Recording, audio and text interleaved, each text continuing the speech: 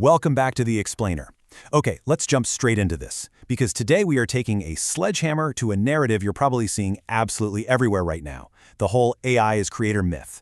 We're going to completely dismantle that. It's time we look past the marketing hype, reject this weird AI theology play, and uncover the actual physical and legal realities of artificial intelligence. We really need to ground ourselves in what's literally happening inside the hardware and, crucially, what's happening inside the courtroom. Right, so we constantly hear this neo-God narrative, don't we? This grandiose idea that AI systems have suddenly woken up with their own creative agency, that they are these independent artists or brilliant authors. But honestly, when you strip away the magic and the mystery, we're just left with a highly complex yet fundamentally rigid machine. So the core question we have to ask ourselves today is this: is AI actually a true creator, or is it just a digital scripter?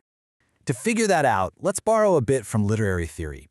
If we draw on philosopher Roland Barthes' concept of the scripter, we start to realize that an AI is really just a vessel. That's it. It processes massive databases. It mixes, it mimics, and it recombines pre-existing language. It performs what Barthes would call a pure gesture of inscription. But what it absolutely does not do is create. It entirely lacks the human act of true creation. And more importantly, for our purposes, it completely lacks what copyright law refers to as the sweat of the brow. You know, that genuine, intentional, exhausting human effort required to actually make something new. To really wrap our heads around this, look at the philosopher Hannah Arendt. She used this great concept of praxis, which essentially means the inherently human act of doing. And guess what? Our legal systems rely heavily on this exact idea. The law still treats true creativity as an act that is deeply, fundamentally rooted in human consciousness. As neuroscientists and philosophers constantly remind us, consciousness is likely tied directly to our biological substrates. It's not just a computational math process. So AI, it is a phenomenal enabler of creativity for sure. It amplifies our effort, it reduces cognitive friction, but it is never the creator itself. Okay, so if the AI isn't the creator, how does our human intent actually become a digital reality? Well, let's travel down into the silicon itself in Section 1, Crossing the Semiotic Bridge. The absolute most crucial point here is this universal deterministic interface, the semiotic bridge. Think of it as the vital link connecting the wild, messy, nonlinear world of human imagination directly to the strict, totally unforgiving mathematical execution of an arithmetic logic unit, or ALU, sitting inside a computer processor. And what actually builds this bridge? It relies on what we can playfully call the divine script. We're talking about structured text here, things like JSON schemas or Python code, that act as the exact deterministic translators for our abstract human intent. It is literally how we command the machine to do our bidding. Just imagine the profound physical divide we are crossing here. It's wild. On one side, we have our human symbolic cognition. Let's just call that OS alpha. OS alpha is nonlinear, it's associative, it's totally intuitive. On the very other side, we have the ALU execution, and this is rigid. It is deterministic. We are talking about literal silicon logic gates and physical state transitions. Human thought is probabilistic and creative, but the silicon is purely mechanical. The text, the code, that divine script we mentioned, that is the one and only way OS alpha can safely compile into the physical, electrical behavior of the processor. And if you want proof that this is all mechanics and not magic, just look at the yield protocol. Yield stands for yielding execution and instruction loading via delegation. It basically operates as a state handoff mechanism. So when a generative system hits a task that requires exact arithmetic, it doesn't think. It actually pauses its neural probabilistic execution. It completely hands the state over to deterministic mechanical transformer circuits to just do the raw math, and then it delegates it right back to the probabilistic layers for the language synthesis. It's just a highly structured mechanical process of swapping states. There is literally no ghost in the machine here. It's just exact algorithmic execution. All right, now that we understand the hardware, let's cross back from that deterministic silicon reality into the messy human realm. This brings us right into Section 2, the return of the sweat. So historically, copyright law used to wrestle with this concept called the sweat of the brow doctrine.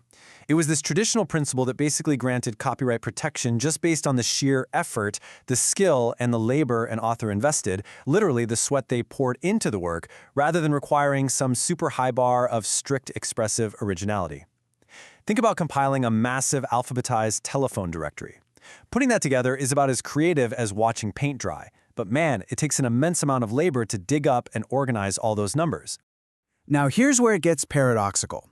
Modern legal systems are quietly resurrecting this historically discredited sweat of the brow doctrine specifically to deal with generative AI. Why? Because the machine completely lacks agency. So courts are basically using the sheer quantity of human labor as a proxy to prove originality. They are actually looking to see if a human executed thousands of iterations, or, like in one recent wild case, literally wrote 624 detailed prompts. They want to see that you spent weeks adjusting parameters, that you acted as the ultimate conceptual curator. The sweat is making a massive comeback as the ultimate proof of human authorship. And we are seeing this exact logic directly from the regulators. This quote from the U.S. Copyright Office is incredibly telling.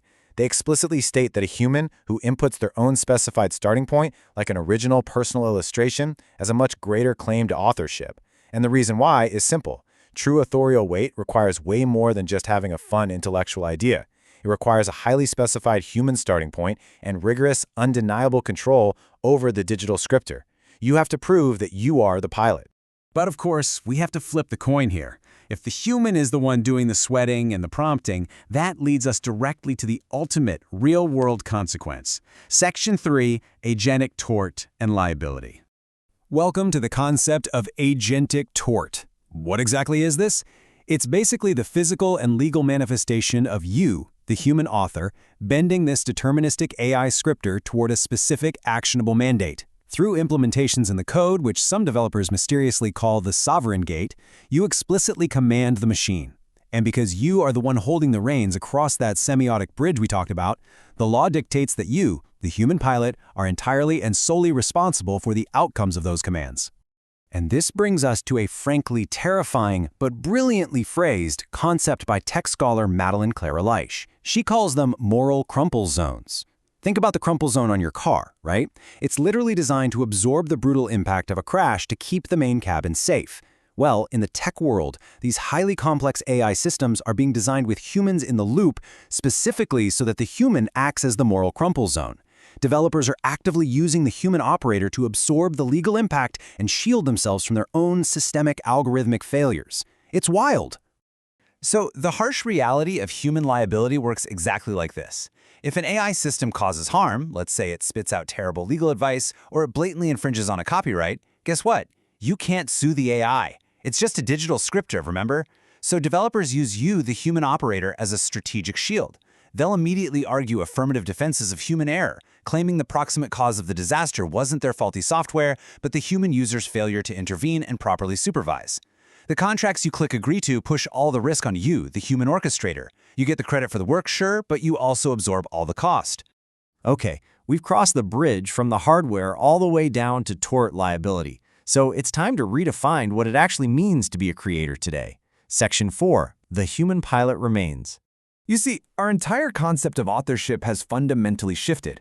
We have completely evolved away from the old mythology of the romantic genius. You know, the author struck by a sudden divine epiphany of inspiration. Instead, we've moved to what sociologists are now calling the modern orchestrator. We are essentially modified auteurs. As orchestrators, we surrender the pure, tedious technical execution, the literal painting of the pixels or the generation of the syntax, to the algorithmic mechanism. But we maintain complete and utter rhetorical control. We direct the strategy. And that brings us to our final, absolutely critical takeaway. Reject the myth. AI is not a god. It is a rigid, deterministic digital scripter. That divine script is nothing more than code bridging your messy imagination to cold, hard silicon. And because you are the one standing squarely on the semiotic bridge, holding the yield protocol in your hands, the true glory of authorship and, let's be honest, the heavy, unyielding burden of liability via agentic tort will always remain with you, the human pilot. So as we increasingly integrate all these digital scripters into our daily workflows, ask yourself, are you truly piloting the machine, or are you just acting as its moral crumple zone? Thanks for joining me on this explainer, and I'll catch you next time.